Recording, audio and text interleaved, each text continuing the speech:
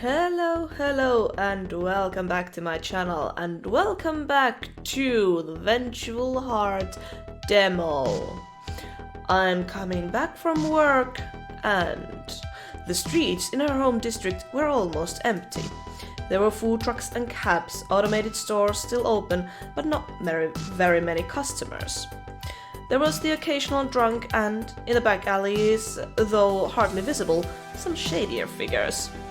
The type that show up after dark and who hang out in well-guarded areas but try so hard not to be noticed. Someone had fixed the leaking water pipe. There were no thieves in line anymore. "Halt right there!" someone shouted. Josephine froze. She owned a taser but had left it at home. Name, occupation and place of residence, please," the voice said. Cold and robotic, but a man's voice nonetheless. A tired man who's been standing there all day. A security guard. Josephine let out a deep sigh of relief.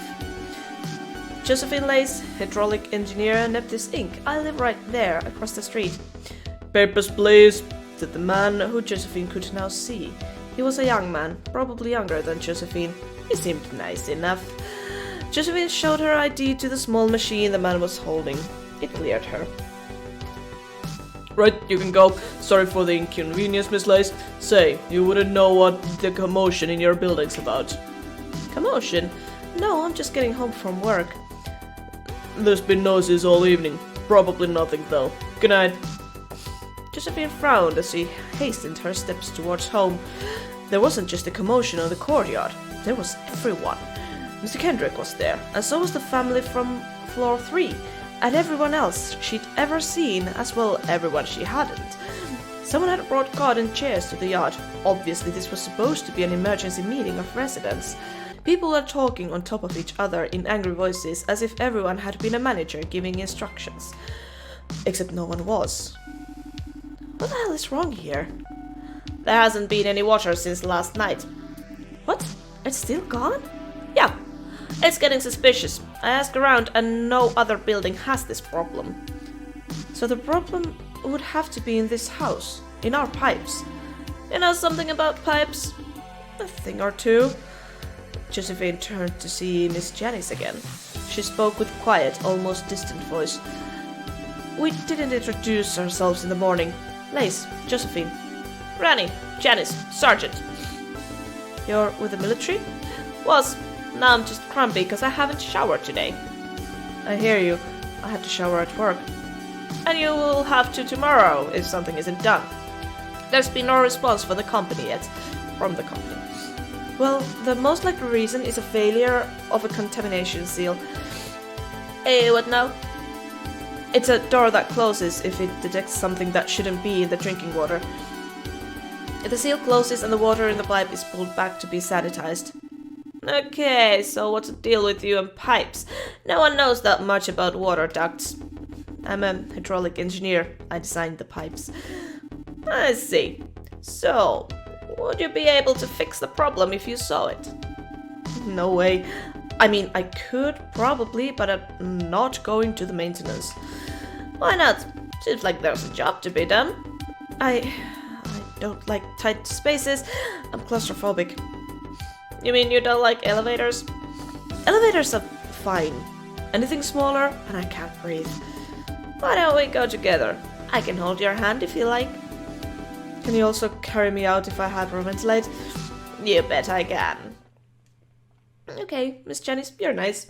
This wasn't a fun idea at all. The only way to access the pipes in the building was through the maintenance section, which was dark, damp, and most of all, cramped space between two walls.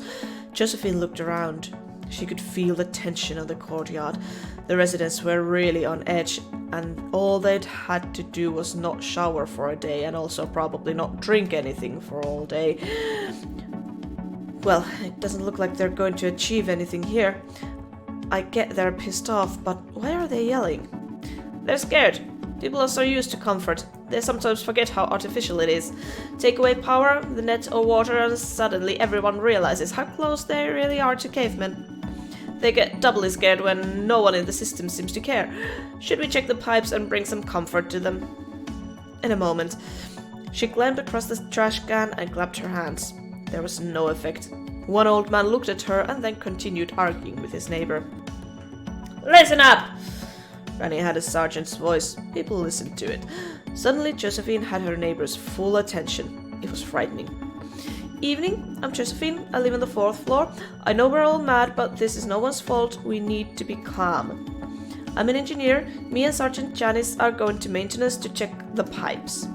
It would be great if someone of you went to the store and bought as many bottles of water as you can. That way, all of us can at least get something to drink while we clear this mess. A man stood up. He was in his 50s, had a belly that was obviously made of beer and mean-looking, tearing eyes. Can you fix this? I have kids who need to wash. I'll try my best, but I can't promise anything. If nothing else works, I'll call some people I know, see if they can figure it out. The man nodded approvingly. Well then, I'll go to the shops if someone helps me carry the canisters. Mr. Kendrick stood up as well. There used to be a well. A block from here. Water for everyone. I think they covered it, but it's still there. Great. We'll open the well and carry us some water. No, don't open the well. Why? It's a public well. It's a Nepthys well. We can't go stealing. Since when can you own a well? The water comes from the ground. Since yesterday. I mean, it's kind of shady that the Nepthys didn't inform the people that this was going to happen. Mr. Francis, whatever his name was, did talk all this, water is a human resource, blah blah blah blah blah, but then he takes the control of all the water, and now Josephine is like, no, you can't go drinking from the well because it's stealing. These things they just don't add up. They don't add up. I don't trust that guy. He seems slimy. And yeah, not informing people that the wells now belong to the Nepthys is also kind of shady. The maintenance section was just as dark as Josephine had imagined, and even more crammed. It was an empty space in the southeast corner of the building, running all the way from the ground to the roof. There was a basement in the building, but a basement was no use if all the pipes were running up at the ceiling. The downside was that some apartments no longer had windows. The air was heavy and carried a rotting smell.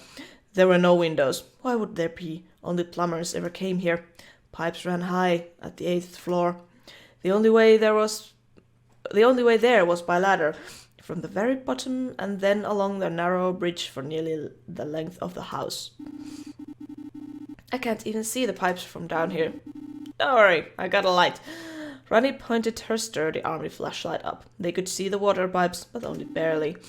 Strange. What is? The water has glowing chemicals in it. It should reflect back the light. Unless the pipe is completely empty. I guess we'll have to climb and see, eh? Ronnie seemed strangely pleased with the situation. Don't we have a housekeeper or something? This climb is ridiculous. It'll be fine. The ladder looks safe enough. Just come right after me. Actually, I'm going to have to go first. Look, I know I said I would carry you, but I might not be able to catch you if you fall. I have to check the pipes, remember? Yeah, well, don't worry about that. There's a ledge up there. Unless you're scared of heights too. Oh. Try not to look down. Josephine, why are you scared of everything? The climb was excruciating. Rani couldn't use her flashlight when climbing, so they just felt their way up. The ladders were at least built in bits. At each floor there was a small pad for resting and catching any falling workers. The ladders themselves were made of cold steel and were somehow really slippery, even though there wasn't supposed to be water anywhere in the house. Drops of water even fell on Josephine while she ascended slowly. But the height wasn't really the problem, it was the space. 4 separate times Josephine tried to lean back to see how much there was space behind her. Every time she instantly hit the wall. The wall in front of her was the only thing she could clearly see. It was covered in mold and was way too close to her face. How is there so much mold here? Is our home really in this shape? Do we really not have a housekeeper? People are expensive.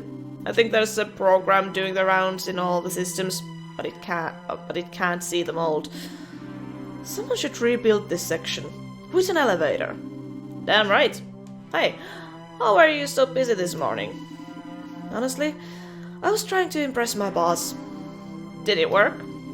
Well, he asked me out, so I guess it did. How was Mr. Kendrick? Forgot his keys. Again?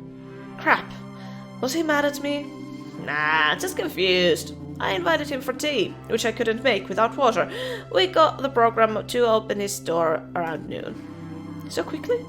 For me, it always takes forever, with the identification and all. I picked up some computer tricks when I was deployed. He began to annoy me as soon as we ran out of the war stories. I've hosted him too. He has good days and bad days. Well, today he just went on and on about how immigrants steal jobs from veterans like me and him. I think he heard it on TV. I don't think he realized I'm Indian. I'm so sorry about that.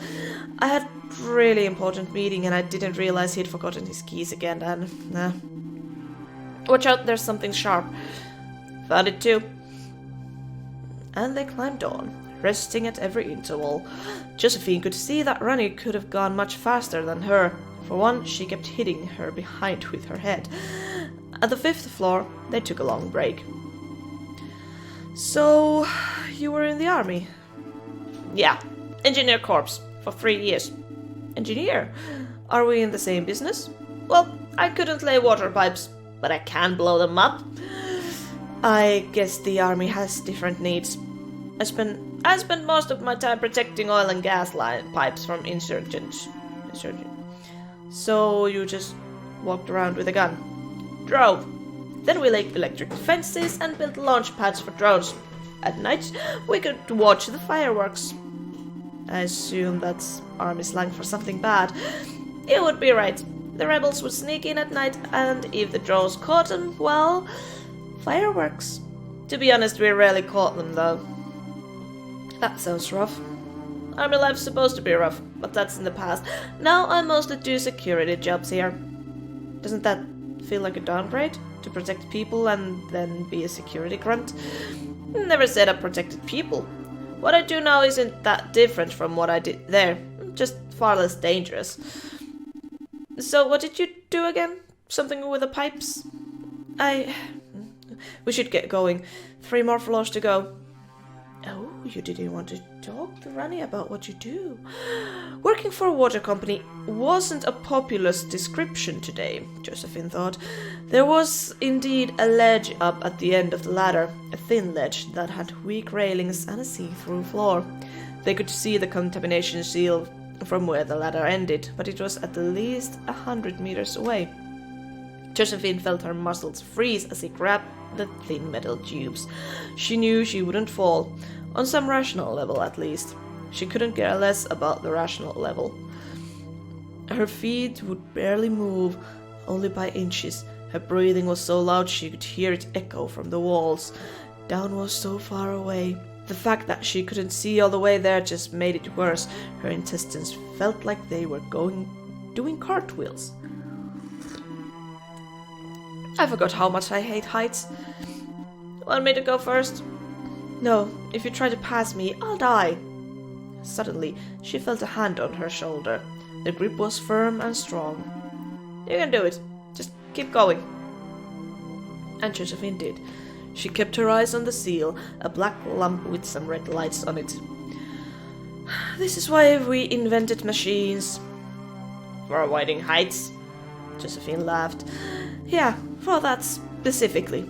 First, we invented the pipes, so no one would have to climb to the mountains for fresh water. And then, everything else. Like airplanes and choppers and parachutes. Those we invented to weed out the stupid. You know, I was actually a paratrooper for a while. I thought you were an engineer. I had an eventful career. Granny's hand was very comforting. Chatting with her was likewise. By the end, Josephine wasn't as mortified anymore. Thanks for coming up here. Thank you for taking me. I can't stand crowds. Me neither. Can you show the light? Rani pointed her light to the contamination vent. Josephine was stunned. It couldn't be. Not so soon. And why here? There were no plans for this area. What is it? The vent is open. There's no water on either side. There's no contamination. We've just been cut off. What? Why? Before Josephine could answer, both their watches buzzed at the same time. It was from the water company. It was from Nepthys. They climbed back down in silence and went back to the yard where all the people were. Water had been bought, but nobody was in an especially cheerful mood. Many had gone to their homes. The message had been brief, nothing but an automated signal from the bot. Dear resident, your water supply has been temporarily cut until company standards are met. We regret the inconvenience. Yours, Nepthys Inc. So much for the human right. Also, why didn't you inform them before? That's just shitty. Dear resident, the conditions of your water contract have been updated to match company standards.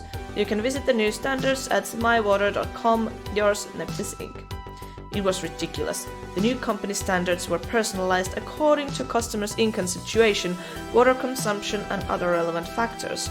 Soon enough, it became evident what those factors were. Every single resident in the building had the same condition for water supply.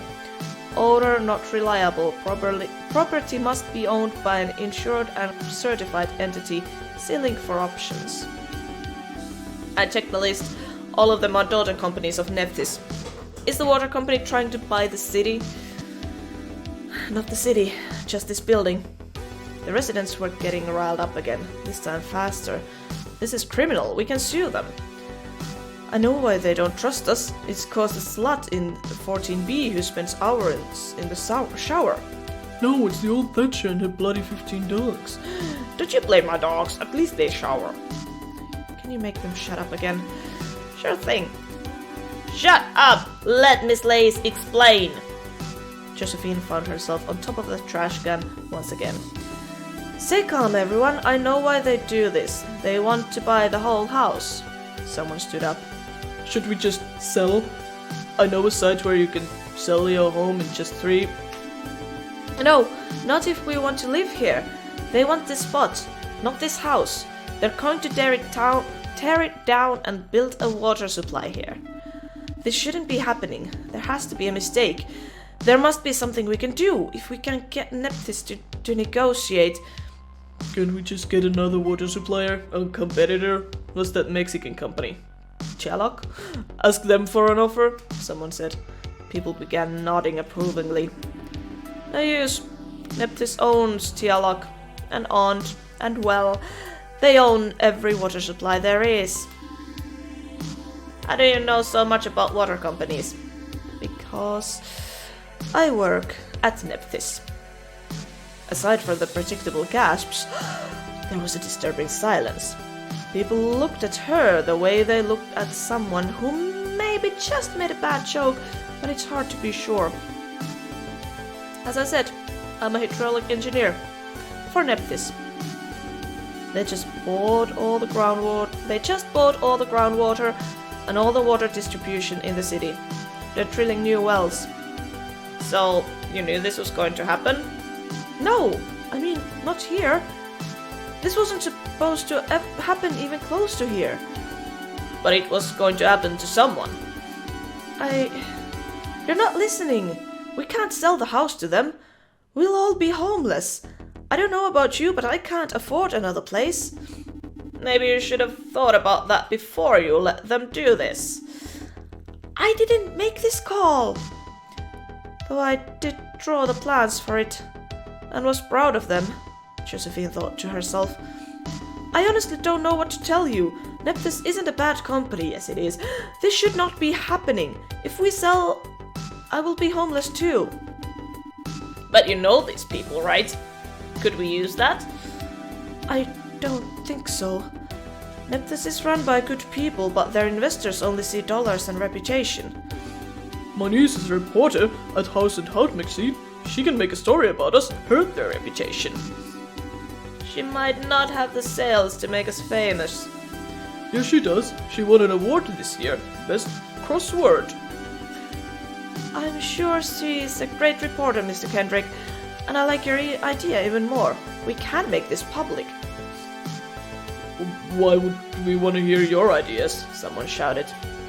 Well, she's definitely smarter than you are, someone replied. Listen, if we can get the water from elsewhere and make the press get interested, they might back down and look for another place. At the very least, they will realize they can't pressure us and will offer us a decent price. You said it yourself, that would be stealing. Not if we collect rainwater. Nobody owns the rainwater. And how would we do that? Place buckets outside for the night? Josephine thought for a while. In retrospect, she probably should have thought of a plan before she opened her mouth. She looked up. The shade umbrella. If we hack it, we can use it to direct water down the yard. Into buckets. Well, if we disinfect the trash canisters, we can use them as water tanks. And if it doesn't rain, then we'll buy water in bottles until it does. Someone else got up again. That's stupid. We would break the house and then pay more for the company that's trying to screw us over. Yeah, how do we know you're not just trying to get us to go thirsty and we'll have to sell our places cheap? Josephine had seen that coming. She needed to make them trust her. There really wasn't another way. If they stole water, the company could call the police. If they submitted, they would all be on the street, still without water. Josephine thought about the water thieves she'd seen in the morning and shuddered. Tomorrow she could be one of them. Her neighbors were clearly waiting for an answer. I know this is difficult. I don't know what will make you trust me, but what choice do we have? If we sell now, we'll all have to move downtown or live in the street. I don't know who at Nepthys made this call, but if we stick together, we can make that jerk lose their job. Nepthys will realize their mistake sooner or later. But we have to pull together. We have to make a call and everyone has to abide by it. They only need half of us and one to sell, and they can evict the others. Please trust me. I've known Miss Lay since she moved in. I trust her. Mr. Kendrick sat back down with a very determined look on his face. The others were not so impressed. Josephine looked at Rani. Rani was the only person in the house she'd spoken to aside from Mr. Kendrick. Rani looked right back at her. Josephine realized she was being evaluated. Finally, Rani nodded and spoke. I went up to the maintenance with her. She was terrified of the dark and of the heights. She wouldn't have gone if she were a spy. I believe her, and I believe in her plan. Oh, thank you, Rani. You're nice. The shade made a large cracking noise as it opened. Josephine had always thought it looked terrifying from below. She was down with the others, disinfecting the trash cans. All the trash had been dumped against the wall. Waste disposal was not a priority. At least, not that kind of waste disposal. Many people had come to ask her how they would flush their toilets. Josephine had no answer yet. So far, it was easiest to just find a restaurant and use a toilet there. Rani was up on the roof.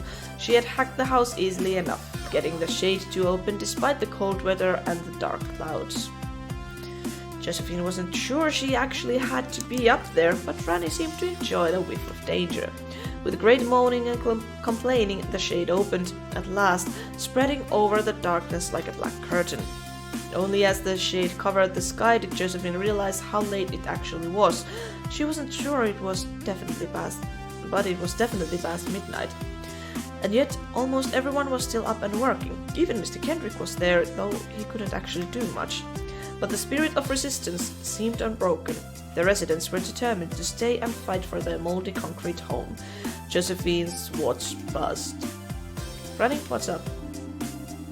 The shade's up, that's what, but it's tilted the wrong way. What? It doesn't direct the water on the yard, but on the ceiling and into the drain. Crap. Can it be adjusted? Not without breaking something. Probably should just break something. Are you sure it won't just crash down on top of us? No. Could you evacuate the yard real quick, just for a while? I'm not sure I like this plan. Any other suggestions? Could we move the trash cans to the roof? Collect the water from there? It would be much less efficient. We would have to spread them. We would waste a lot of water. You're right. Fine, give me a minute. She hung up and clapped her hands. People, Sergeant Janice is going to tilt the shade. Let's move out of the way for a while. To her continued surprise, the residents did as she told them, hurrying indoors. Why are they following me? She thought. I'm the most suspicious person in the building. After helping Mr. Kendrick inside, Josephine took one last look up. The shade was large and heavy. Tilting it a bit should not be difficult. Not crashing it down might be. Josephine sat on the stairs next to a large family. The kids were clearly getting sleepy, but this must have been exciting for them. One little girl stared at Josephine with her big almond eyes. She was maybe 5 or 4 or 5. Josephine smiled at her. She responded by turning away and cuddling close to her mother. It was very quiet for a while. Josephine could hear the traffic outside. All the drama unfolding in their little house, their struggle for water, none of it concerned the outside world in any way. Just about everyone in the city was either asleep or working a night shift, and no one knew what was going on. Just like we wouldn't have known or cared if this had happened to someone else, Josephine thought. This had been her plan, she remembered. She had never spared a thought for the people who would have lost their homes to make way for the future. Her plans had been concerned with the building, not the people. And yet this was the way things had to be. This was progress, but did progress always come with such a steep cost? And did it have to? A loud noise woke her. Was that an explosion? The noise was immediately followed by a shrieking shriek that made her cover her ears and cringe. The children began sobbing. The creak came together with gusts of wind that shook the windows and the glass doors. An old poster on the door came loose and flew away. The shade was tilting and pushing the air down as it went. Her watch buzzed again. It was Ronnie. Come on to play, kids. The shade has been tilted. Is it safe? Quite possibly. Ronnie. Just kidding. I think it should be okay. I'll go around the roof and make sure it's not broken any more than we need it to be. Alright, thank you, Ronnie. Thank you for coming up with this plan. What's the next stop? Next, we pray for the rain. They had to pray for a while. Though the sky was covered in dark clouds, there was no visible sign of any rain. As the night went on, the residents slowly went back to their homes. Oh dear God, please give us rain, Josephine thought. She was wandering alone in the yard, watching the newly cleaned trash containers sit in the center, waiting for water to pour down. This had been the one weakness of her plan. Collecting rainwater only works when it rains. She saw Ronnie by one of the gateways. What are you doing? Sealing the doors. If this water thing works, no. Who knows how Nepthys will react. Come on, they're not going to bust in. We're not under siege, just under pressure. Ronnie gave her a look that mocked her naivety. I tried ordering a car full of water canisters from the market. They wouldn't sell. What was their excuse? They didn't make any. They just said they aren't allowed to sell any drinkable liquids to suspicious individuals. So now they're embargoing us. Seems that way. Look, I think our plan is good, but do we know what to do next? I hadn't thought of it. I thought building this water system would bring the people together and... I don't know. You wanted them to stop blaming you for this. Josephine sighed. Yeah, that too. Well, we might be able to outlast Nepthys, but we really need a victory. If there isn't any water in the morning, someone is going to start thinking about selling. And if one person does, another will soon follow. We need to boost morale. Yeah. Wait, I have an idea. Josephine opened her watch and dug up the company messages. What are you doing? They've asked us to sell the house. I think we should reply to them. Great cities are amazingly fast. The police showed up within half an hour. They had corporate security with them. Almost immediately afterwards, the media caught a whiff of a story and a few reporters began appearing on the scene. The police were insisting that the broken shade was a security hazard and that any water collected in the trash cans was contaminated. Ronnie wisely refused to let anyone enter the building, conducting negotiation from the gateway instead. It had begun in the early morning. The residents had worked until late in the night, but were still quick to get up and see what was going on. Josephine and Rani, having stayed up all night, gave them simple instructions. Everyone was to reply, "We won't sell," to Nepthys. Let them know we're all in this together. Of course, Nepthys had already guessed that. Why else would they have put an embargo on the residents? Now they just wanted to subdue the people quickly. But sending that message together had felt like victory to the people. Sticking it to the enemy had raised morale. As there was still no sign of water, Josephine had told the people to make their plight famous. People used all their media tools as well as going old school, making banners and turning screens into neon signs that hung from the walls. Over the course of the morning, the residential building turned into resistance fortress. The walls were covered in bright colors, sporting slogans against corporate tyranny. To be exact, none of it had any effect whatsoever. Aside from a few curious onlookers, no one seemed to notice. People walked past. After all, it was their problems, and they were in a hurry anyway. But all the fuss had brought the police. The police came with just one armored vehicle at first and observed the house. Soon private security units began showing up, surrounding the house with large armored vans. Bright neon warning signs appeared and traffic was directed away from the house. Masked security guards with guns scared away the curious onlookers, but they also attracted the press. From the windows, Josephine could see shivering figures who seemed incredibly out of place with their cameras and recorders. They were looking for someone to interview, but the security guards wouldn't speak, the besieged resident couldn't, and the police was absolutely clueless. All the reporters could do was wait for someone from Nepthys PR to show up, Josephine realized. As long as it didn't rain, time was on Nepthys' side. What was it that Francis said? Control of water is the most effective way to subdue a population. Josephine was beginning to see what it meant in practice. People who cannot wash or drink will yield eventually. The thirst was already getting to people. They were talking less and bickering more.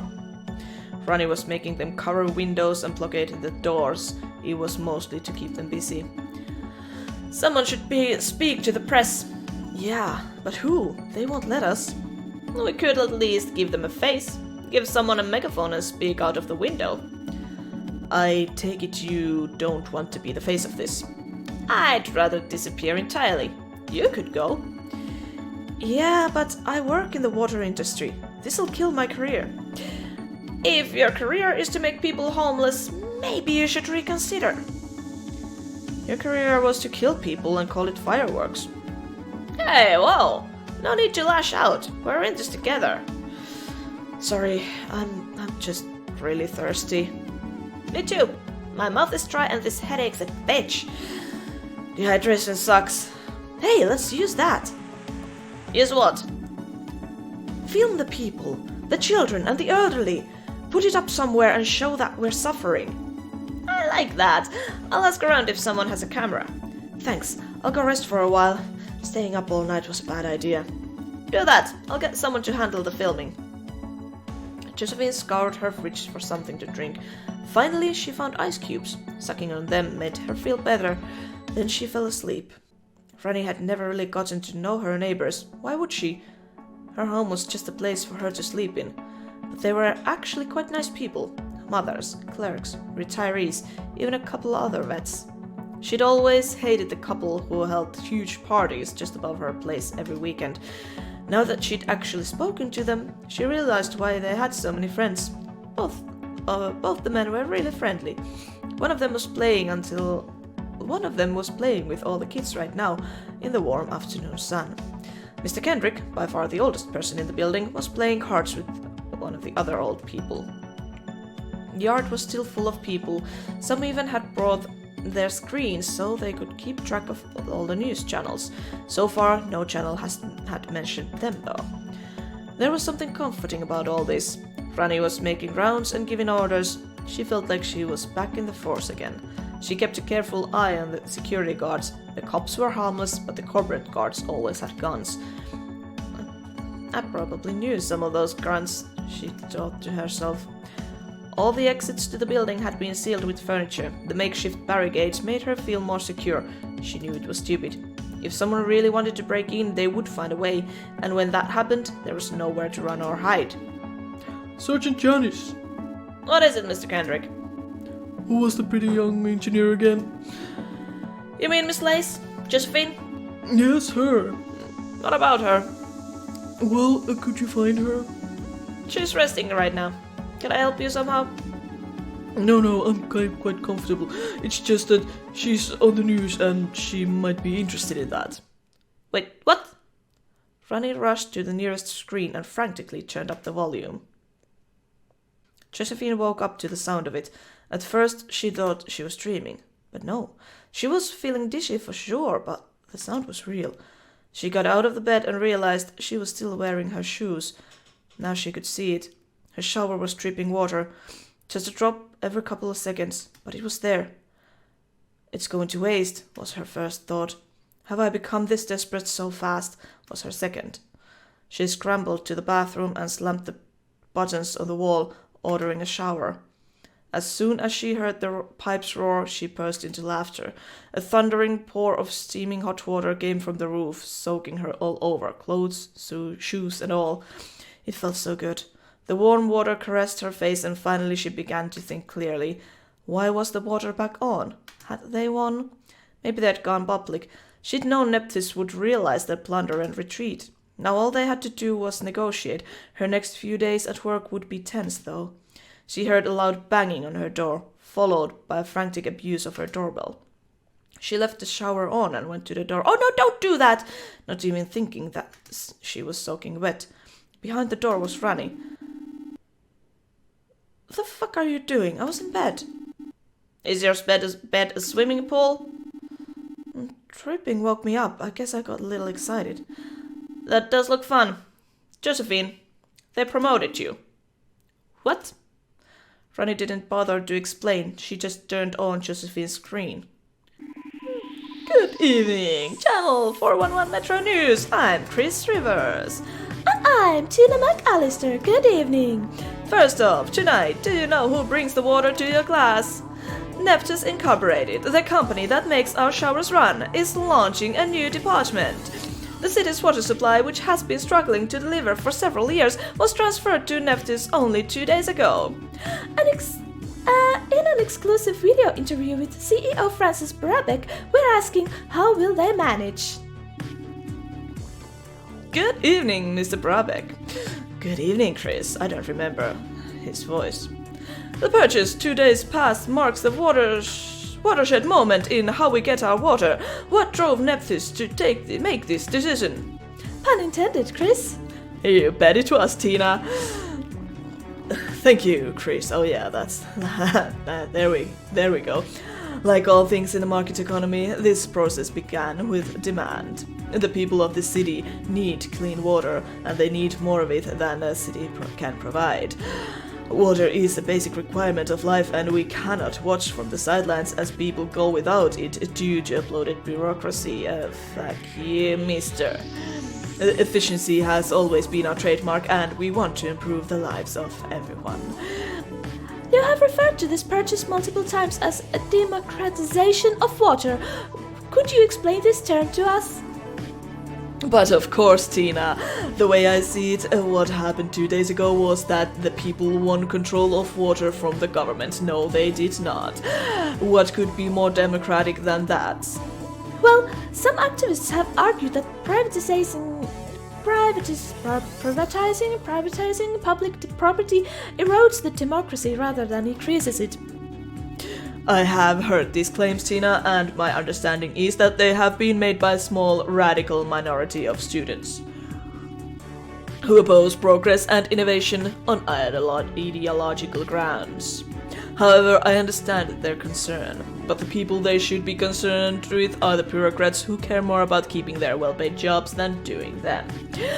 If the control of water is in the hands of politicians, it can be used to further their agendas. We have no agenda, except we want to make money. This is a company after all, not a charity. There is a demand and we supply. It is never in our interest to deny water from anyone. But just to play devil's advocate, Thank you for this clarification, Mr. Brabeck, but the responsibility you have assumed is a huge one. Is Nepthys up for the task? I am proud to say we are. Water infrastructure is a crucial element of urban planning. It is our top priority not to repeat the mistakes of the public sector. To that end, I am glad to announce the creation of our new Humane Water Department, which is tasked with ensuring that our distribution system is fair to everyone. Heading this new department is one of our rising stars and an expert in ethical business practice, Miss Josephine Lace. Miss Lace is known for her strict commitment to ethics. In that way, she represents a new wave in corporate culture. Pun intended. Wow, well, I know I'll be sleeping better now that I can be sure my shower will work in the morning. Congratulations to Josephine Lace for this big promotion and thank you for this interview. Thank you, Chris and Tina. It is always a pleasure. Likewise, Mr. Brabeck. Likewise. On to our next story. Could this new innovation costing just $100 change your life? Stay tuned to find out. There's something suspicious about this whole thing. And I think I will leave this episode of Vengeful Heart right here. Thank you all so much for watching this. If you liked it, let me know. I hope you're all having a great day and I will see you again next time.